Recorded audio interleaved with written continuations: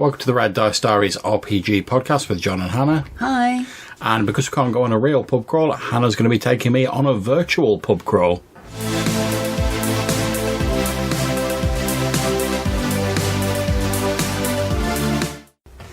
So, I had this idea after we were doing the Hex Flowers thing. Yeah, and if you're not familiar with Hex Flowers, they are a random sort of chart that was created by Goblin's henchmen.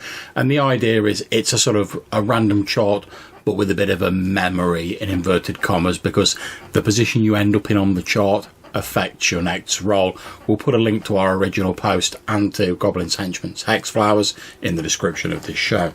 And that particular post was about barroom brawls. Yeah. And we made this little mini game, and it was quite good fun. Just two of us sitting playing this mini game. Yeah. And I kind of thought, oh, well, it is quite good fun, but it's not really got a lot of sort of replayability as it stands. Yeah, I can see what you mean. I mean, obviously the results are different each time you run it because it's a random chart, but one game to the next has the same array of possibilities within the same chart. However, if there were 2 or 3 possibilities on that chart that were specific to the pub, okay, and you had a load of pubs to choose from, it could make for quite an entertaining little mini game, the sort of thing that you might play in the pub at a convention, or just of an evening. So how would that work? Are you suggesting we have like a different hex flower for each pub, or? Well, I think probably you'd use one hex flower for the whole game. Okay. And then just have a couple of points on it that are like pub specific event number 1, pub specific event number 2, pub specific event number 3. And have a list of that on your splat page of your pubs. Okay, so would you have specific pub events, like say event 1, 2 and 3 that are on the chart, or would you have just like roll a specific pub event and have like a little table for that specific pub? Well, either one of those would work. Okay. There's something to play test. Indeed. So, the first pub that came to my mind for this sort of thing was the Slaughtered Lamb. Oh, right, yeah, from American Werewolf in London. And then I was trying to think of like other similar pubs in fiction, and was thinking of the Green Man from The Wicker Man. Oh, yeah, yeah. So, quick question. Obviously, the actual like hex flower only deals with sort of like when a barroom brawl breaks out. Now, I'm assuming that you're not going to say as soon as you walk into one of these pubs, it's like a barroom brawl on the go. No, and that was something else I wanted to ask you about. Would there be like a chart? Well, I suppose you could effectively just make that the whole game as per like the old Warhammer barroom brawl game. But I think they did a D&D one as well, didn't they, at some point? I don't know. I'm sure they did. I just remember it being in like a White Dwarf magazine at some point and being quite an entertaining little game. Okay. But this would obviously be considerably simpler than that. A lot more narrative, a lot less miniatures driven. Okay. And well, I mean, yeah. one thing I'm a fan of at the minute, and this is mainly from sort of like old school essentials, is the idea of you have everything that you want for a particular like thing or element of your game on like a single double page spread. So you can open the book on the page in front of you and you've got everything to do with that thing in front of you. Okay. Rather than having to like flip through the book. So reducing it all down to a single page. Well, I'd say like a double page spread, basically. Yeah, so just draw a line down the middle of it. You might want to use the black pen, that one. The ink takes ages to dry with that one. Okay. So, a double page spread, you say? Yep. So, if we were to get something like this sheet of A3 paper here... Yep. And draw a line down the middle of it... Yeah, so we need to work out what we want. Now, obviously, as we say, we're not going to be throwing people into a barroom brawl as soon as they arrive at the pub. So I'd suggest on the first page on the left side have like the name of the pub, your other non-barroom brawl related stuff. Mm-hmm. Then on the second page have like the hex flower and maybe like the sort of like pub specific event table like underneath. Mm-hmm. So you need like the pub name, a brief description, presumably of the pub. Mm-hmm. I'd suggest a brief description of the landlord or landlady. Maybe like a couple of examples of like the sort of like food and drink that's available there. 'Cause let's face it, it's always fun to have some like random ridiculously named like beer or like food at a pub. Then perhaps What I would like to suggest is that at the bottom of this page we have a mystery. So, for example, the slaughtered lamb. Why are there always lock-ins on full moons? Yeah. The Wicker Man, or the Green Man, rather. Why is the landlord's daughter instead of making it a mystery, why don't we say 3 questions about each pub, and then you don't put answers down for them. They're like 3 questions that you can sort of play to find out, or you can sort of answer as befits your own That's campaign. it. You play it between you. Yeah. And I would also suggest that we can squeeze it in on that page. Maybe having like a small random table of like normal events that might go on while the players are in the pub. And perhaps one of them could be like, brawl kicks off. And that'll be when you'd move on to your second page for like your hex flower. Then, like I say, on the second page, I'd suggest you have like the hex flower. Mm-hmm. Or, if you're thinking of doing a few of them, you still really want to have it there, so you can just have the double page. But yeah, so if I'd say the top half of the second page will be like your hex flower. So you got like your hex flower there, and like your key to it there, or whatever. Then I would suggest underneath there you have like your table for like pub specific events as featured on the hex flower. Here's what I would suggest. We have a 20-minute break. I fill all this in. We come back and we have a game of this. We have a. Well, yeah, we'll need to rework the hex flower because it doesn't have any pub specific events on it at the minute. Yeah, well, that won't take me long. Okay, fair enough. Sort that out for us. Okay, alright, so we'll be back in a minute when Hannah's had a chance to make a few of her notes, and we'll test out this layout and see how it works. And what we'll do is we'll take a picture or a scan of this sort of like document, and we'll put it on the blog post that's going along with this episode. So we'll catch you in 20. And thanks to the wonders of technology, we're back like we never left. Hannah's going to give a brief rundown of how this is going to all work, but since we're talking about pub crawls, first of all we're going to crack open a beverage. Okay, so how's this going to work then, love? So, it is looking a lot more board gamey than it was before, but that's fine by me. Yep. It's a very plot-led sort of an idea, but let's go with it. Objective: survive the pub crawl. Yeah, sounds reasonable. First thing to do, as with any pub crawl, you need to agree on what pubs you're going to. Yeah, how many there are, yeah. So I would love to have a book with 50 pubs in, but for now we've got one example pub. So are we going to do that like multiple times, or? Yeah, I would normally suggest that you do, well, at a guess, you'd want to do at least 3 pubs in this game. So we're going to do the same one 3 times? We're going to go to the same one 3 times. Okay.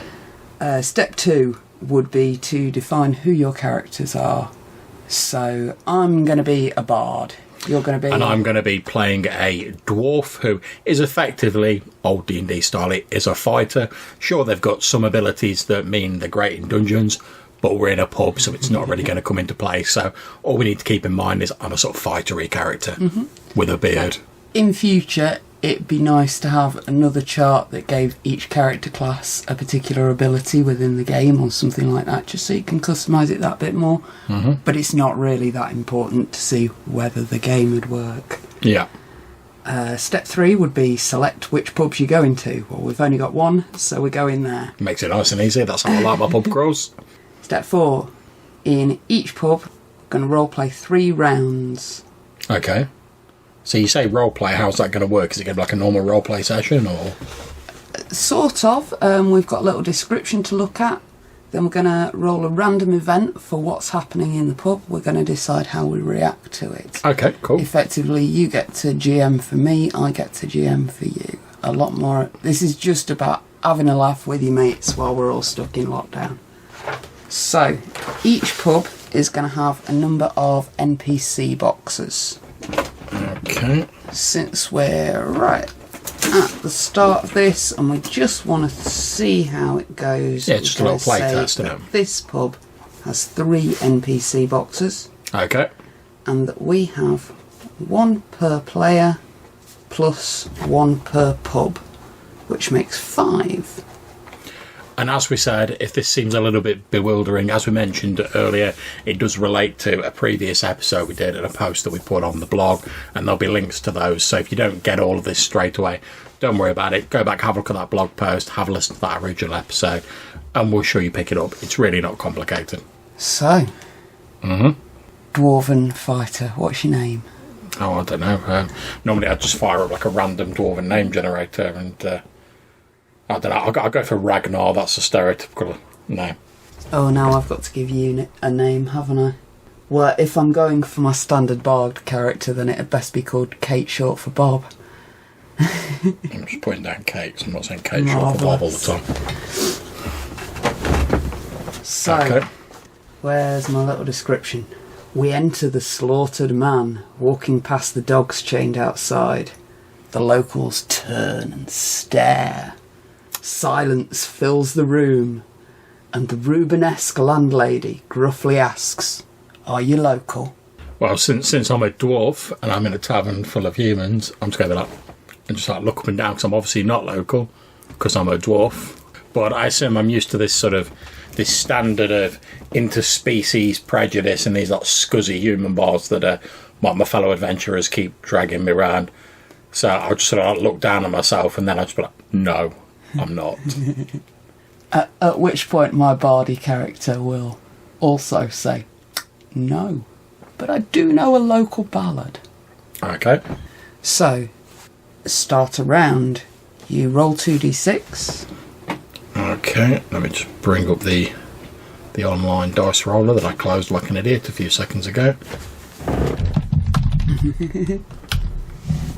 So 2d6. Okay, yep. So 3. On a 3, a local boy visits the landlord's daughter. Can you tell I based this on the Wickham man? Yeah, just a bit. I assume there's some sort of like barely clad woman like slapping her ass against a wall or something. Since it's based on the Wickham man. But so I presume we've like seen the local lad like disappear into his assignation with like the landlord's daughter. Indeed. That's fair. I'll raise a glass to that. I won't raise a glass to it because like, I'm not interested in these like weird human mating rituals. I'm just here for the ale, so I shall. Okay, my go. So if you'd hit the button on the dice roller. 7. On a 7, an old local tells a spooky ghost story. Oh, that's quite cool because obviously we'd normally sort of do the roleplay bit, but we're doing this for like example. So I presume if you were using this as part of a D&D game, you could have be like, oh, there's some old like spooky ruins of the old abandoned manor house up on the hill, and that could lead to another adventure. So that's pretty cool. Or similarly, it's just a place to stick in a bit of waffle if you want. Yeah. Okay, so should we roll the... So, that's 1 round done. Okay. We have had a drink. So okay, so... 1 player point. So you've ticked one of the player boxes there. Yep. Okay. And the idea is to still have one of these boxes left when we get out of the pub. Okay. I think I maybe should have given us more boxes if we're going to do 3 pubs. Well, that's we have fine. to do 3 rounds in each pub, don't we? But anyway. That's the point of a play test, isn't it? So, we finish up our first round of drinks. We go back over to the bar. Get some more in. You roll your dice. What did you get? Okay. 4. On a 4. One of the regulars tells a smutty joke.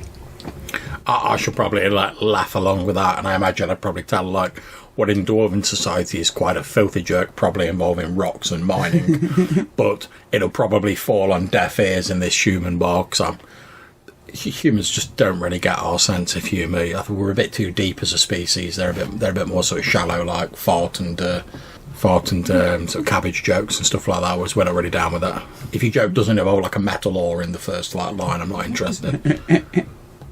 Whereas the bard will come up with the height of humour for this particular area. Fair enough. What did the farmer's wife say to the farmer? How's the cabbages? I shall wipe the bard's drool off my arm, and then go back to my drink whilst being slightly bewildered at the fact that all the people in the pub are laughing their asses off. I'll just sort of shake my head and be like, oh, humans. Okay, so for your roll, it's a 4. It's a 4 as well. Another smutty joke. So, that's another round survived. Okay, so we go up, order some more drinks, sit back down at the table. Okay, so let's see what I'll roll. 7. On a 7. That's a spooky ghost story again. Okay, so shall I make your roll then? Yep. So 9. On a 9. Oh, you are asked if you would like to take part in the May Day celebrations. Well, of course my bard would like to take part in the May Day celebrations. No, I'm good, thanks. I'll play many a song for you while you dance around your maypole. I'm like, that's fine, to be honest. I'm fed up with humans reminding me how short I am anyway, without them going, oh, would you mind like dancing around this giant pole? No, I'm good, thanks. So, that's another round survived, and this would be the point where we would leave the pub. Yep. Go on to another. Okay. However, we've only got this one pub, and we both know which bit of the game we want to kick off. Okay. So, we'll go to... We've got 3 boxes. So The NPCs have got 3 boxes. So we're going to go as though we'd rolled for a barroom as brawl, though we'd rolled a brawl. Just to see how the mechanic works. Okay, so just to let people know, we've got the hex flower in front of us. I'm going to put a token for both of us in the middle hex, and let's see where we end up. So, I'm going to roll my 2d6 to see where I go. And that is a 6. So I've landed a blow on one of the brawlers, so we knock off one of the NPC spaces. Okay. And both the NPCs and the PCs have like 3 spaces in this. Okay, so let's see where you go. So it's a 5. So I go straight down. Yeah, you go to there. To there. So you're sort of, obviously as the flagons have started flying, you're taking cover. Damn right. This is an expensive musical instrument. I need to make sure it's well protected. Okay, so let me roll a d6. Okay, so 2d6, sorry, so I've got a 10. So I'm moving up there. Unfortunately, someone's landed a blow on me, so it's -1 to the PC. So obviously someone's taken exception to me clubbing him with a flagon, and they've retaliated. Let's see where you're going. So it's an 8. So you go across. Obviously you've come in to support me and you smacked an NPC. Indeed. So it's -1 off the NPC box. So we've currently got 2 boxes clear. They've got 1 box clear. So let me make a roll to see where I end up in this chaotic barroom brawl. I move to there. So it's -1 NPC. So Okay, we survived the barroom brawl. Or perhaps the NPCs need some more hit points. yep. Do you want to keep playing this bit? Yeah, can do. Right. We'll stick another 3 on each. So we're going to stay where we are or start again? Oh, we can start again if you want. I'm not fussed. It's up to you. Oh, let's start again. Okay, so move us back to the centre. So, the brawl starts. The full moon begins to rise and the locals get nasty. Okay, right. So do you want to start this time? Mm-hmm. That's a 4 for you. Take cover. So you're straight under that table like a whippet. See what my dwarf's up to. 2. More people join the brawl. The So- NPCs get 1 extra point. Oh dear, I don't know about that. Obviously the locals have called in some of like the strong arms to like try and like deal with us. Obviously they don't like being shown up by a dwarf who's like an adventurer and like knows how to like hold his own in a brawl. So they're the cowardly human scum. They're trying to overcome me with sheer weight of numbers. So, roll my dice. Oh, that's a 6. That's a 6. Oh, I'm thrown out of a window, so I can choose to leave at this point. Okay. And this is where that element of you've got to keep the party together before you can move on to the next pub comes in. Okay. Because you've either got to go back in there and help your mate or wait for him to come out. Okay, so you staying outside or? It's pretty nasty in there. I think I might wait for you. Fair enough. Okay, so that's a 7 for me. So I'm taking cover, and it's another 7. So I've also been thrown out of a window. So we're both outside, so we can just like dust ourselves down and like go to let us never speak let us never speak of this again. And we'll like move on to the next pub. So yeah, do you like the game, love? Yeah, it seems okay. Like you say, it is. Don't get me wrong, I enjoy playing that. It is a bit board gamey, and as you know, I'm not like a really big connoisseur of like board games. I like it in terms of like how it could be linked to a sort of role play session. So it's mostly just a bit of silly waffle. Yeah, and I think it's I think like you say, as a bit of beer and pretzels, sort of fun, you know, to like pull out and have like a quick go. And I think it's a good idea, especially if you've had more pubs. And like we didn't get any of the pub specific events, but especially if you landed on them, it could be quite entertaining. Mm-hmm. I think if I was going to incorporate it into an RPG session, I probably wouldn't have the pub crawl element, because in RPGs you don't tend to go on a massive pub crawl. No, obviously not. You tend to just like rock into a particular tavern, or you start in a tavern, or you get an adventure. How many medieval villages had more than one tavern? Well, I don't know, to be honest. I'm no scholar of history, but not often a GM puts 2 in the same map. I've obviously not been to some of the villages in my D&D games, but. Yeah, I think what I'd probably do is I'd keep the hex flower as it is. That seems fine. I like the description of the pub. That was cool. If I was fitting it into a roleplay session, I probably wouldn't have I'd play up the roleplay aspect at the start. I wouldn't have like the roll 3 times for like random events, because you don't tend, even when there's like random events, you don't tend to get them that often in an RPG.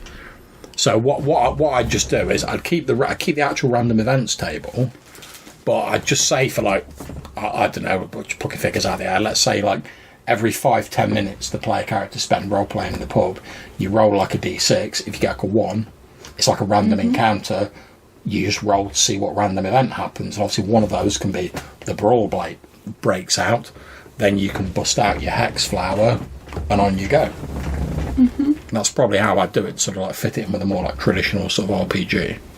I'm really just sort of looking at doing like one of those collaborative type games that you don't actually need a GM for. Yeah. But one that's specifically targeted at that like pub crawl, pub brawl, like waffle. Yeah, I mean, don't get me wrong, I definitely think it's got legs. I mean, if it was me, like I say, I'd just be... Because obviously I GM a lot of RPGs and I'm not so much of a board gamer.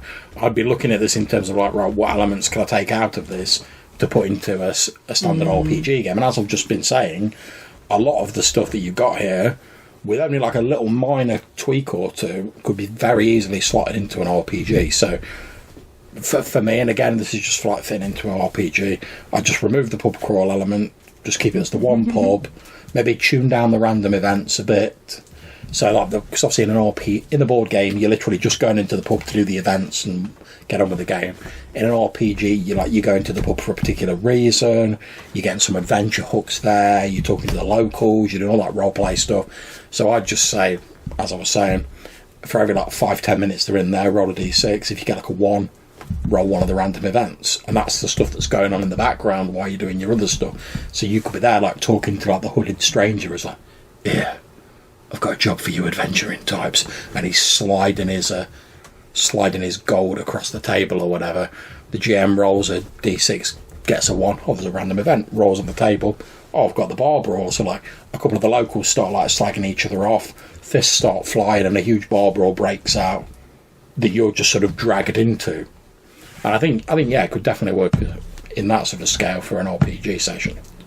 But as you say, it's nice that it's also perfectly serviceable. as like a sort of beer and pretzel style board game, which is quite fun in its own right. 'Cause I mean, I've quite enjoyed like this little mess around with it. Like you say, we're already doing like an early sort of playtest. We've only got the one pub. I think if you had more of those, obviously you could add a lot more variety in. So yeah, I think it works. Cool. I'm glad you like the looks of it. Yeah, anyone that's listening would love to hear your feedback, and hopefully we'll get a couple more of these done before Christmas. And even if we can't actually go on a pub crawl at Christmas, we can go on a pub crawl at Christmas. Yeah, and what we'll do is when we put this episode up, it'll be on our blog. On the blog post, I'll take scans of the Hex Flower map and the notes that Hannah's made. We'll put them up along with it. So if you want, you can just... They'll be in rough form because we haven't sort of tidied it all up yet. These are playtest notes only. So don't be hitting us up and saying, like, oh, the layout's rubbish and it's all done by hand. Because, yes, it is. But it's not a sort of finished article. It's just like a playtest thing. But feel free to go on there. Grab these downloads. Feel free to use them. Give them a test out. See what you think. Get in touch with us. If you want to leave us some feedback, you can either leave us a voicemail using SpeakPipe. There'll be a link in the description of this show. Or you could drop us an email at rddrpgpodcast@gmail.com. Until we see you next time, take care, stay safe, and keep gaming. Bye.